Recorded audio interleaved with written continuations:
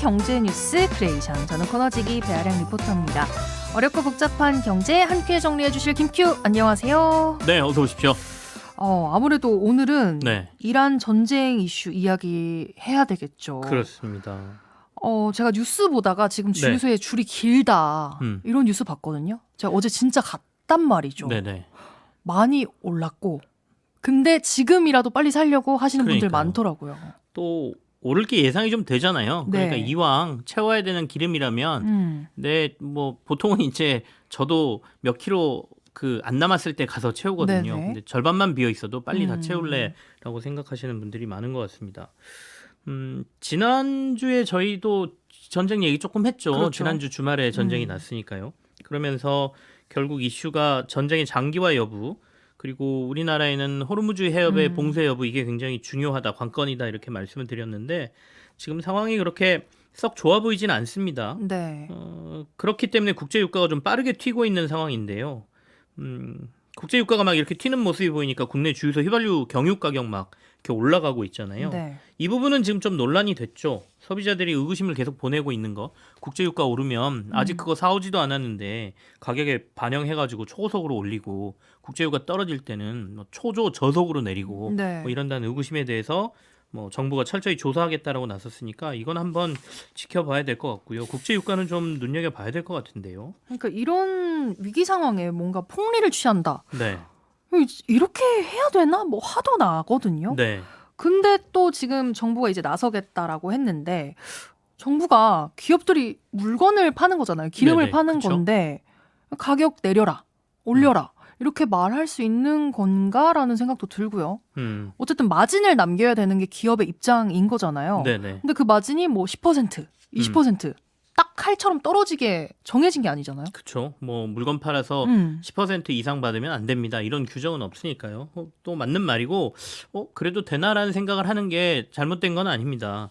근데 이제 우리가 생각해 보면 뭐 한없이 받아도 별 얘기 안 하는 게 이른바 명품백들이잖아요. 그거 뭐 가죽하고 뭐 수공비 이런 거 하면 얼마나 되겠습니까? 그걸 뭐 1,000만 원 이상도 받고 뭐 이러는 거 보면 거기엔 왜 아무 말 안 하고 이렇게 뭐 상황이 좀 뭐 이렇게 돼서 나 좀 여기서 돈 좀 벌어볼래라고 가격 올리면 왜 휘발유는 뭐라 그래? 그리고 저 숙박료도 최근에 BTS 네. 공연한다 그래서 막 올리니까 정부가 규제하고 그러지 않습니까? 두 가지 정도가 그 상황 조건이 맞으면 정부가 가격에 좀 개입할 수가 있어요. 첫 번째는 이제 과점적 시장인 경우고요. 두 번째는 이제 우리가 생활에 없어서는 안 될 필수 소비재일 경우에는 정부가 가격 결정에 좀 관여를 합니다. 그러니까 지금 뭐 유류 그러니까 유가 이런 것들 석유 제품은 이제 그 생필품 쪽에 해당된다고 봐야 되겠죠. 그러니까 우리가 비싸면 안 쓰면 되지 이렇게 되는 제품이 아니잖아요. 선택을 할 수 있고 대체재가 있으면 소비자들의 합리적 선택에 의해서 시장에서 수요가 줄고 하면서 가격이 좀 결정되거든요. 근데 이런 시장은 그게 통하질 않아요. 그러니까 정부가 이 너무 비싸게 팔거나 과도하다 싶으면 개입할 수 있다는 얘기가 되겠죠. 그러니까 이런 것들이 이제 석유, 쌀, 전기요금, 통신요금 이런 것들이 정부 개입이 가능한 부분입니다. 특히 석유, 통신, 전기는 또 과점적 시장이기도 합니다. 네. 모든 사람이 다 뛰어들어서 할 수 있는 사업도 아니에요. 특히 전기, 통신 같은 경우에는 정부가 허용해주는 몇 개 기업만 하기 때문에 이런 데는 정부가 담합을 하거나 또는 가격에 이렇게 문제가 생기면 개입해서 규제를 할 수 있는 부분이다 이렇게 이해하시면 되겠습니다. 지금 미니의 이인수님께서요. 네. 남편 직장 동료들은 카풀하거나 아니면 대중교통 이용한다고 하더라고요 하셨거든요. 기름값 오르니까 부담스러워서 그러는 그러니까요. 거죠. 네. 근데 이게 언제 가격에 반영되느냐 이거는 사실 시간 문제지. 네, 지금 국제 유가 크게 오르고 있는 거는 사실 팩트잖아요. 맞습니다. 이거 우리 걱정 안 해도 될까요? 어제 밤에 국제 유가가 지금 배럴당 90달러 위로 올라와 버렸거든요. 네. 그래서 전쟁 상황에 따라서 국제 유가의 향방이 달라지는 거라 지금 상황을 저희가 섣불리 예측하기가 조금 힘들긴 한데 그래서 일단 오늘은 현재 전쟁 상황에 따른 시나리오별 유가 예측 지금 나와 있는 것들 제가 좀 정리해 드리고요. 네. 중요한 건 또 이런 시나리오 특히 이제 최악의 시나리오의 경우에 우리나라가 그러면 할 수 있는 게 무엇이냐 어떤 방법들이 있는지 그리고 우리에게 미칠 영향은 어느 정도인지에 대해서도 오늘 좀 풀어드릴까 합니다. 시나리오별 전쟁 시나리오별 유가 전망 어떻게 될까요? 트럼프 대통령이 당초에 전쟁 났을 때 4주 정도에 마무리될 수 있다 뭐 이런 얘기 한 적이 네네. 있습니다. 정확히 얘기하면 날짜로 25일간 전쟁 이런 얘기를 했었어요. 맞아요. 한 달 안에 그러니까 이제 단기적으로 이 말대로 전쟁이 끝날 경우에는 골드만삭스 등에서 국제유가가 배럴당 75달러에서 85달러 선이 될 것이다 이렇게 예측을 했단 말이죠. 근데 여기에 조건이 하나 붙어 있었던 게 호르무즈 해협에 선박이 좀 다닐 수 있는 환경에서 한 달 내에 끝났을 경우란 말이죠. 근데 지금 호르무즈 해협이 사실상 막혔잖아요. 그러니까 이보다 지금 그 국제유가는 더 올라가 있거든요.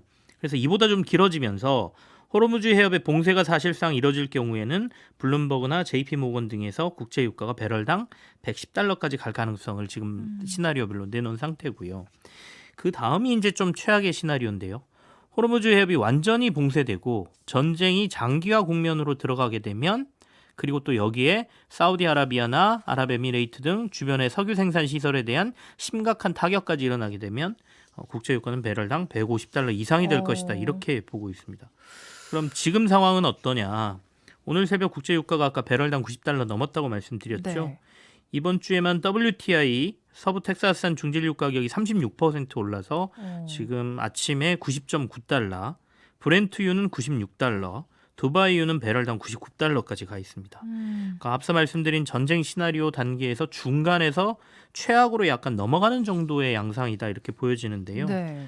이게 전쟁이 진짜 장기화로 갈 것인지는 판단하기 쉽지 않은 상황에서 어쨌든 호르무즈 해협이 사실상 봉쇄된 게 국제유가에 영향을 가장 많이 미치고 있다라고 봐야 되고요. 단순히 원유를 가져오지 못해서 또는 가져오는데 이제 우회로를 돌아야 되니까 운송료가 올라서 국제유가가 이렇게 튀는 것뿐만 아니라 네. 한쪽에서 막힌 병목 현상 때문에 중동 산유국들이 원유 생산을 속속 지금 중단하고 있다는 소식이 도리어 유가를 더 올라가게 만들고 있는 것 같아요. 병목 현상 때문에 생산을 중단한다는 게 어떻게 해석해야 될까요? 그러니까 이제 대형 유조선들이 원유 가득 채우고 이걸 우리나라든 뭐 일본이든 가져다 주고 네. 또다시 중동으로 들어가서 원유를 가지고 나오고 이게 이제 평상시 하는 일들이잖아요. 그렇죠. 그러면 이제 산유국들은 하루에 정해진 원유 생산량을 계속 생산해서 큰 저장고에다가 넣어놓거든요. 그럼 이걸 저 유조선이 와가지고 빼내가면 또 거기다 생산해서 넣고 이렇게 해야 되는데 지금 이 유조선들이 호르무즈 해협에서 딱 멈춰 있잖아요. 못 가거든요. 네. 그러면 아까 말씀드린 저장 탱크가 계속 차고 있다는 얘기죠. 그래서 그러네요. 앞으로 한 3일 정도 지나면 3일에서 한 10일 정도 지나면 이 저장 탱크에 한계가 올 것이다라는 얘기가 지금 계속 나옵니다. 그러니까 하루 생산하는 양을 좀 줄여야 되는 거예요. 그래서 사우디아라비아나 아랍에미레이트 이 걸프 국가들의 원유 생산량이 감산 기조에 지금 들어가 있거든요. 어쨌든 저희가 뚫리지 않으면 우리가 실을 배도 없고 저장할 곳도 없으니까 원유 생산 자체를 지금 중단하자 또는 감산하자 이렇게 되다 보니까 그 얘기가 전해지니까 이거는 수요하고 공급이 안 맞네. 잘 가져올 수도 없네. 이러면서 지금 유가가 튀고 있는 것이죠. 과거에 이런 비슷한 상황이 있었나요? 과거라고 하시면 호르무즈 해협이 막힌 적은 없어요. 그래서 과거 사례는 없고 다만 이제 저건이 있었죠. 이른바 오일 쇼크라고 하는 그때는 네. 이제 강제적으로 산유국들이 감산을 해버린 상황이니까 이렇게 전쟁으로 호르무즈 해협이 막히는 건 처음이라고 봐야죠. 근데 아까 네. 트럼프 대통령이 이번 전쟁 시한 25일로 얘기했다라고 하셨죠. 네. 저도 이거 들으면서 왜 25일로 딱 못을 박아둔 게 이유가 있을까라는 생각했거든요. 지금은 이제 조금 더 갈 수도 있다 이런 얘기를 하는데 초반에 이제 25일을 특정해서 얘기한 걸 금융시장에서는 조금 의미를 두고 있는데요. 네. 그러니까 호르무즈 해협 등이 사실상 이렇게 봉쇄되고 원유 수송에 문제가 생기면 각 국가들이 이른바 이미 사와서 저장해 놓은 원유를 사용하게 되겠죠. 네. 이건 이른바 비상시에 사용하는 비축유뿐만 아니라 저장 탱크 등등을 다 포함한 겁니다. 그러면 이 25일이라는 게 어떤 의미를 가지고 있느냐 금융시장에서 조금 중요하게 보고 있거든요. 그러니까 이런 육상 저장 탱크의 사용 기한, 그러니까 거기에 있는 석유를 다 꺼내서 쓸 수 있는 기한을 한 22일 정도로 지금 보고 있고요. 여기에 이미 유조선 등이 가득 또 채워진 그 원유가 있을 거 아니에요. 네. 그게 한 3일 정도 사용할 수 있는 분량, 3, 4일분. 그래서 더해보면 한 25일 정도에 사용할 수 있는 게 원유가 생산돼서 지금 우리가 저장돼 있다는 얘기입니다. 그래서 이건 이제 JP모건 등에서 보고서에서 나온 내용인데요. 그래서 이 25일이 전쟁의 데드라인이다 이렇게 보고 있다는 겁니다. 그러니까 미국 정부가 25일 안에 전쟁을 끝내야 글로벌 경제에 미치는 영향이라든지 원유 시장에 미치는 영향이 그래도 최소화될 거다 이렇게 보고 있다는 것이죠. 그래서 반대로 얘기하면 이 25일 기간을 넘겨버리면 전 세계 원유 수급 상황에 심각해질 수도 있다라고 해석할 수 있고요. 그래서 결국 미국과 이스라엘은 이 전쟁을 끝내기 위해서 이 25일 안에 공격을 굉장히 강하게 퍼부을 수 있다는 얘기가 되기 때문에 뭐 미국이 지금 예고 또 했다고 하잖아요. 오늘 뭐 내일 뭐 공격 굉장히 세게 할 거다 이렇게 얘기했다는데 그래서 아마도 1, 2주 사이에 공격이 굉장히 강할 가능성이 있어 보입니다. 호르무즈 해협의 의존도를 따져보면 우리나라랑 일본이 특히 이 의존도가 높다라고 하잖아요. 맞습니다. 우리 정부에 따르면 한 208일 정도 사용할 원유를 저장해놨다라고 하던데 괜찮을까요? 이거는 진짜로 비상시에 쓰기 위해서 우리가 저장하고 있는 거니까 208일이면 한 6개월이 조금 넘는 기간이지 않습니까? 그러니까 뭐 아까 말씀드린 전 세계 뭐 그 탱크나 뭐 이런 데 있는 게 한 25일 정도 사용할 수 있는 거다에 비하면 네. 우리나라는 꽤 한 10배 정도 이상 10배 정도를 저장하고 있는 건 맞는데 그래도 앞으로 수급에 문제가 생긴다라고 하면 그리고 또 저장해 놓는 거란 가격이 오르는 건 또 다른 문제지 않습니까? 그러니까 해결은 해야 되겠죠. 근데 다행히 이제 일단 정부가 아랍에미레이트하고 호르무즈 해협을 피해서 다른 곳에서 원유 600만 배럴 긴급 도입한다라고 얘기는 나왔습니다. 하지만 여기뿐만 아니라 공급선 다변화를 지금 좀 추진해야 되는 상황이고요. 대안들이 몇 가지가 있긴 한데 중동 국가들이 이 호르무즈 해협의 위험성을 대비해서 파이프라인을 통해서 다른 쪽에서 이제 원유를 좀 이렇게 가져갈 수 있게 만들어 놓은 것들이 있습니다. 대표적인 게 사우디아라비아의 얀부 항구인데요. 하루 700만 배럴 정도를 아라비아해가 아니라 홍해 쪽으로 이렇게 파이프라인으로 빼가지고 그쪽에서 가져갈 수 있게 해놨거든요. 그러니까 이쪽을 이용하는 방법이 있고요. 그다음에 지금 우리가 원유 600만 배럴 아랍에미레이트에서 가져온다라는 것도 네. 아랍에미레이트가 푸자이라 항구 쪽에다가 또 이걸 만들어 놓은 게 있어요. 그러면 호르무즈 해협을 딱 벗어나서 인도양으로 나가는 쪽에 이 그 푸자이라 항구가 있거든요. 네. 그러니까 아마도 여기에서 우리가 600만 배럴 정도를 가져올 걸로 보이는데 사우디아라비아 얀부 항구는 하루 700만 배럴 정도 그리고 아까 말씀드린 아랍에미레이트의 푸자이라 항구 쪽에서는 하루 150만에서 160만 배럴 정도 수송이 가능하다라고 하는데 여기는 우리만 가져올 수 있는 게 아니잖아요. 네. 그러니까 결국에는 정부의 외교력이 굉장히 중요해 보이거든요. 그러니까 사우디아라비아나 이런 데하고 외교력으로 잘해서 최대한 우리가 많이 가져올 수 있게 해야 된다는 얘기니까. 그래서 우리가 지금 방산무기에 대한 중동의 수요가 급격히 늘어나고 있기 때문에 이걸 지렛대로 잘 활용해서 정부가 외교력을 발휘해서 조금 해야 되는 방안이 있고 그다음에 이제 미국에서 가져오는 것도 있긴 합니다. 근데 미국 원유는 구조적으로 앞으로 좀 늘려야 될 상황이 될 것 같은데 어쨌든 가져오게 되면 원유 수송의 길이가 늘어나기 때문에 비용이 좀 올라가는 거. 그다음에 우리는 대부분 중동 원유에 맞춰서 정제 시설이 맞춰져 있거든요. 네. 미국하고 중동의 원유는 질이 좀 다릅니다. 그래서 만약에 미국에서 많이 가져오게 되면 정제 시설을 또 바꿔야 되는 문제가 좀 생겨요. 그러니까 이건 좀 장기적으로 저희가 생각해야 되는 문제. 그리고 카자흐스탄하고 브라질 쪽에서도 가져올 수 있긴 하는데 이것도 이제 운송 비용의 문제가 좀 있습니다.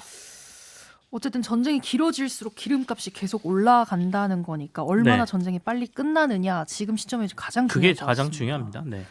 하나만 더 짧게 여쭤볼게요. 미국 금융시장에서 이 사모대출 환매 중단 큰 이슈가 됐습니다. 이거 무슨 이야기인지 사실 잘 감이 안 오거든요.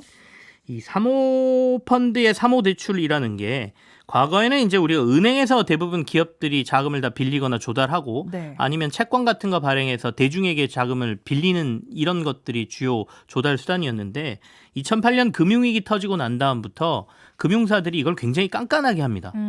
그러다 보니까 돈 빌리기가 좀 힘들어지니 그 틈바구니를 사모펀드가 파고든 거예요. 네. 그래서 우리가 돈 투자하는 사람들하고 펀드를 만들어서 기업들한테 돈도 빌려줄게 라고 해서 빌려주는 건 이제 사모대출이라고 하고요. 그렇게 되다 보니까 은행들보다 깐깐하게 보지는 않습니다. 그리고 일종의 사적 계약이기 때문에 이게 그렇게 밖으로 공개도 잘 안 돼요. 그러니까 기업들 입장에서는 나쁘지 않죠. 빨리 나오고 돈 조달하기도 좋고 이자만 조금 더 주면 되거든요. 네네. 이 시장이 한 10년 동안 굉장히 많이 커져서 미국이 이 시장이 한 4배가량 커졌거든요. 약 시장은 지금 2조 달러 수준까지 올라가 있는데 얼마 전에 이 펀드의 투자자들이 야 요즘 문제가 좀 있다고 하니까 나 투자한 돈 좀 돌려줘라고 하니 야 우리 못 돌려줄 것 같아. 그리고 환매도 중단시켜버리고 블랙록 같은 경우에는 돌려줄 돈이 없어서 임원들이 돈 객출해가지고 돌려줬다라는 뉴스가 나오면서 이거 잘못하면 큰 문제 되는 거 아니야? 라는 걱정들이 좀 있는데요. 당장 우리나라에 미칠 영향은 그렇게 크지가 않고 네. 지금 금융시장에서 보는 거는 문제가 좀 있어 보이긴 하는데 일단은 당국에서 좀 들여다보겠다. 이게 시스템 문제로 가는지를 좀 들여다보겠다라고 보고 있는 상황이라 걱정거리는 맞지만 그렇게까지 큰 문제로 아직은 보지 않고 있다. 이게 이제 결론적인 얘기가 되겠습니다. 네, 오늘도 잘 들었습니다. 저는 다음 주에 다시 찾아올게요. 네, 배아량 리포터와 함께했습니다. 고맙습니다. 네, 고맙습니다.